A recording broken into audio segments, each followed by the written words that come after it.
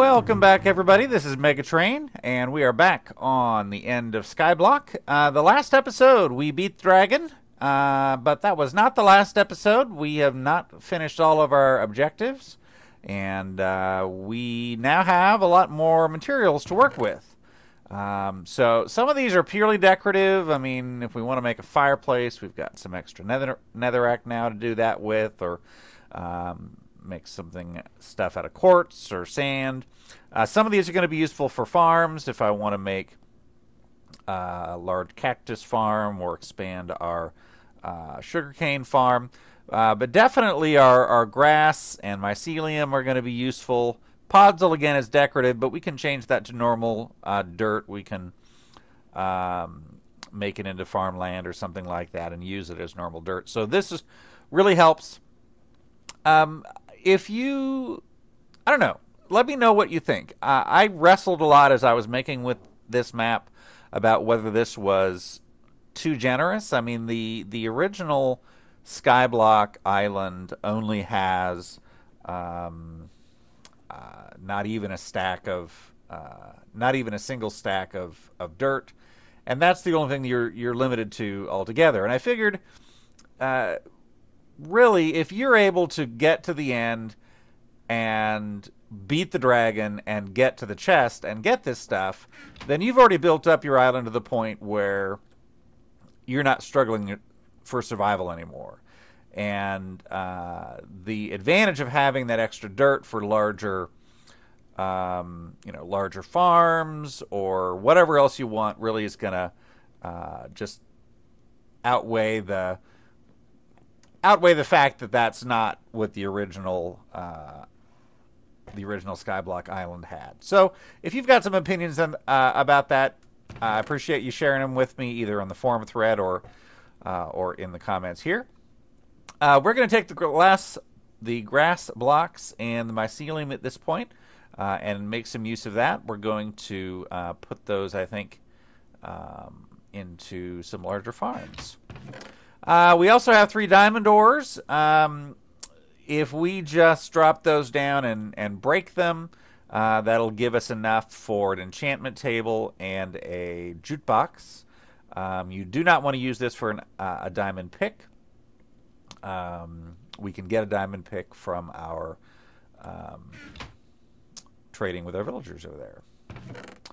So we've got our wither skeleton skulls that we can use to make a wither whenever we're ready to do that, and we are far from ready to do that. Let me go through my objectives here real quick. I think we can check a few of these off. Again, if you remember, I actually had to recreate this book because I lost my last one. So we have finally beat the end portal, or we've gone through the end portal. I'm going to put a yes for dragon egg because we've beat the dragon and we've got the egg accessible. I still do want to go and pick up the dragon egg and bring it back to the overworld.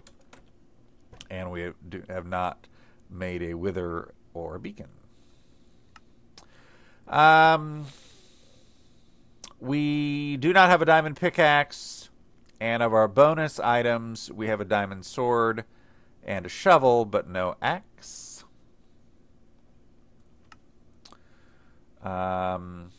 Carpet and windows, we've got to finish that. And dog and cat, we have 3 cats and no dogs. So we did most of this. The only one that we have remaining on the outdoor challenges is all 16 colors of wool. Workshop challenge starts with an enchantment table and an anvil. So just depends on what I want to do here. Again, we could just do them right now. I'd prefer to wait until we can get fortune so we can get more than just 3 diamonds, but we'll see. Jukebox plus record, ender chest. Once we get a diamond pick, we should be able to get all that. And we'll start with our extra dirt, starting to work on automating some farms here. Brewing all potions. We actually probably could do that at any time. And a knot chapel is the bonus objectives. So I don't think that we can check off any more of these items yet. But we'll put this back and keep it safe. All right, first thing I'm going to expand a little bit is use some of my sand to expand our reed farm here.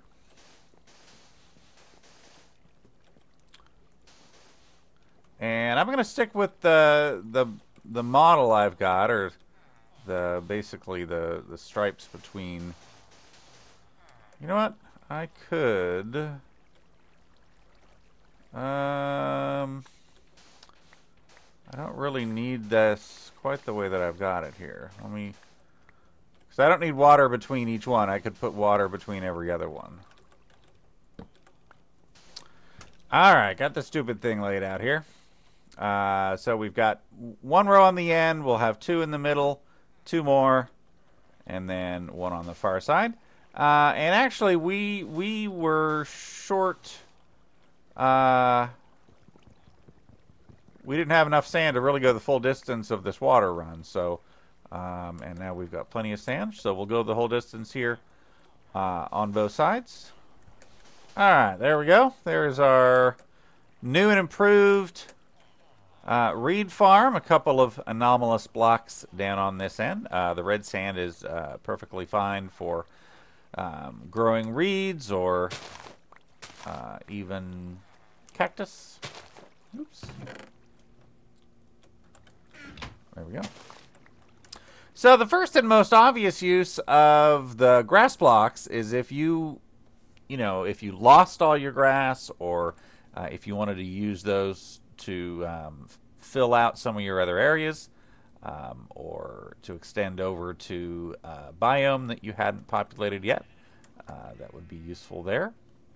I still have not spawned any wolves here. Mycelium, let's throw a few of these down around the mushroom farm. I'm not going to do anything more fancy with that at the moment. But we'll throw some down just so we can make sure to hold on to our mycelium supply. If you remember, I did give you a couple of mycelium blocks in the nether, but whether we would have gotten silk touch by this point is a bit questionable. Alright, so we'll throw a couple of torches up on that. So, we're definitely going to want to put some grass blocks down. Here, let's see if these guys will regrow their wool here.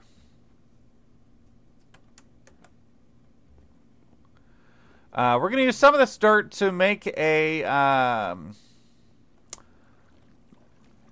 better wheat farm. So we dug up all of our wheat and grass. We had some carrots and potatoes in here, melons and pumpkins that we dug up. So we're going to put that all back here, and I'll show you a couple of ideas for kind of a semi-automated farm, not fully automated, of course. But let me gather a few more supplies, and I'll show you what I have in mind. All right, we're going to start building this thing on the bottom end here, and it's basically going to be 4 blocks across times 2 with a gap in the middle, and that's where my water is going to go. And the reason for that numbering is that that's how hydration works. A single strip of water down the middle can hydrate soil up to 4 blocks away. And I'm going to go ahead and at the end of this here, where's my chest? My workbench. I want some hoppers. So I've got quite a bit of iron that I can use here. And we'll use the rest of my oak.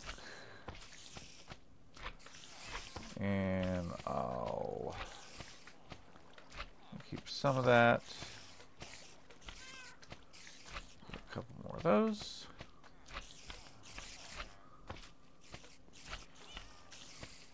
Of course, we don't want mine carts. We want hoppers.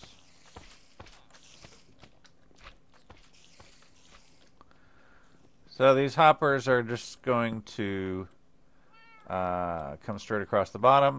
Do it this way here. Back. And that's not right at all.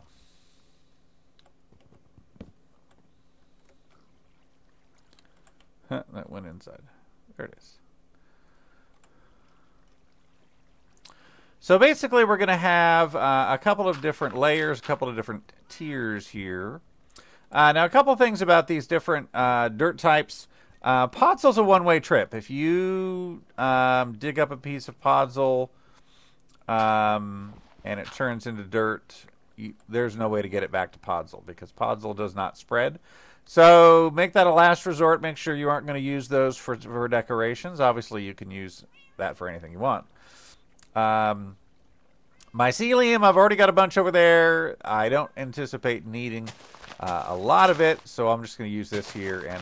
And once you till it into farmland, can you? You can't till it into farmland.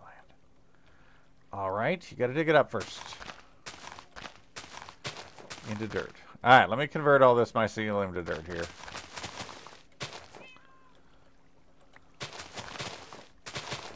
All right, I've converted all of my mycelium to dirt. Obviously, I kept some over there by the mushroom farm. The podzol you can actually farm directly. So what I'm going to do here is this is going to be a 4x8 slab times 2.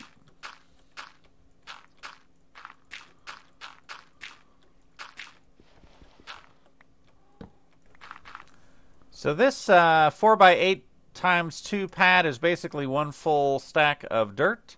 I'm going to do a whole second layer here. And for this, I'm going to actually go up a block. And this is actually going to use up a lot of the rest of my dirt here. I am saving, I don't know, 18 grass, 26 podzol for other projects.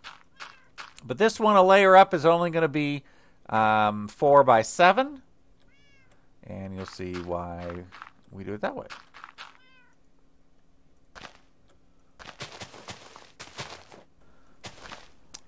So basically, we're going to need to make this thing waterproof here, so let's put a little channel in the middle.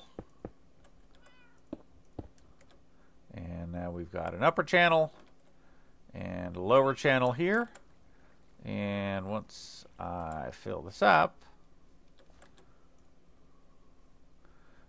you can either make it water source blocks or running water. It really doesn't matter. It can be hydrated in either case. And once you do that, I like to use a half slab here, just as it makes it easier to get around on. And I need to go get some water for this one. But you're going to want to do the same thing to this outer section, again, to make it waterproof. When the water flows off the back, you don't want it to spill off the sides.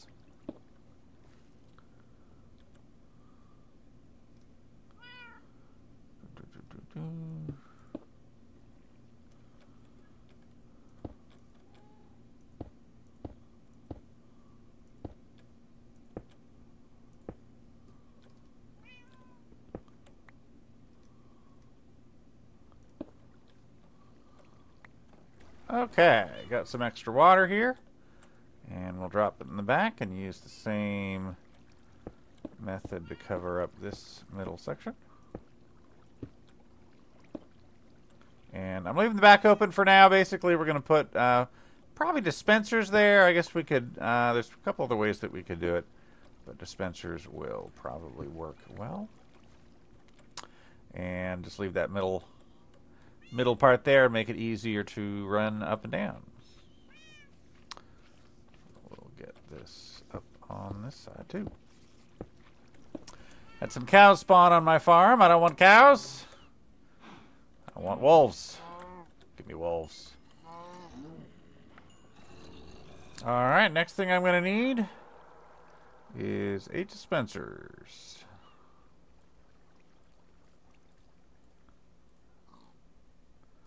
One, 2, 3, 4, 5, 6, 7, and 8. And these are going to go along the back. I just added a layer of, oops, face forward. So each of these is going to have a bucket in it. There's other ways to do it. You could just make a single dispenser that sits further up, that and water flow that cascades down in the correct manner. But let's go get some water buckets and try this out. All right, so each of these dispensers gets a water bucket. I need an extra one of those, and I'm not 100% sure that the redstone will work perfectly like this, but I think it's worth a experiment. Once upon a time, I wasted a whole bunch of wood making buttons accidentally, and we'll see if that actually helps us here. Don't fall off. All right, so let's see if this works. There we go. The upper layer is only 7 blocks long, so the water comes all the way over the edge and down to the next layer. And this bottom one is 8. You could conceivably, if you had enough wood, which we don't, build this up layer after layer after layer, or even build it wider and wider and wider. And everything flows down and into this chest right here. Let's see if it turns off properly.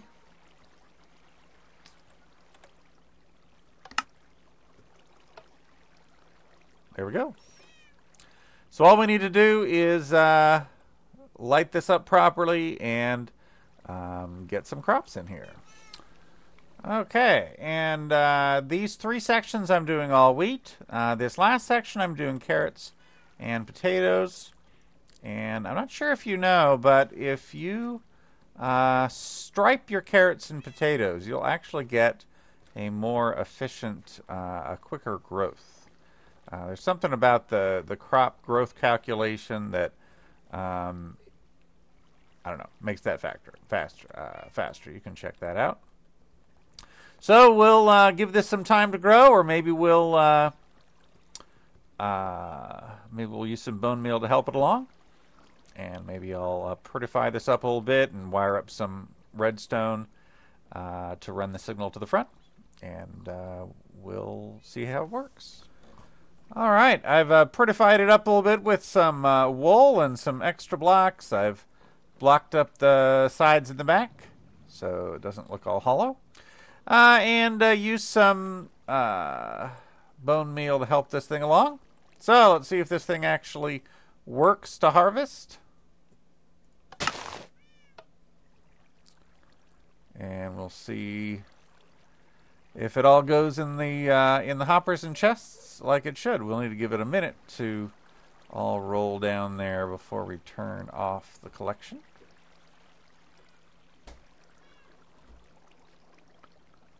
Looks pretty good.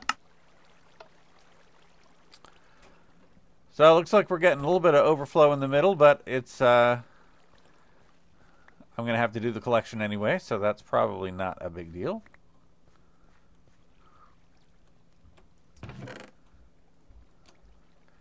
And there we go. Everything is flowing in here.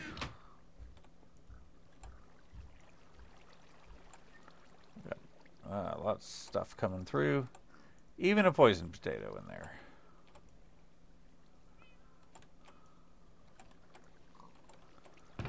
So not too bad. And while that is working, we can go back and replant.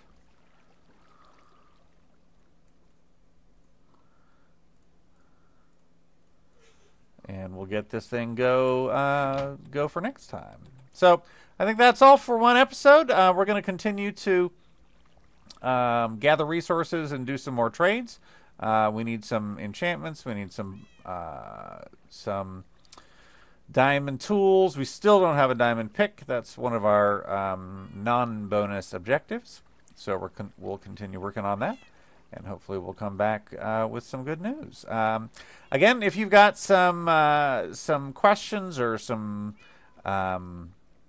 things you'd like to see in our version for Minecraft 1.8, or if you've been playing in 1.8 and you've got some problems or some issues that need to be addressed, please let me know in the notes, in the comments, or in the forum thread, and we'll get them fixed for the next version. So thanks for watching. This is MegaTrain signing off, and we'll see you next time.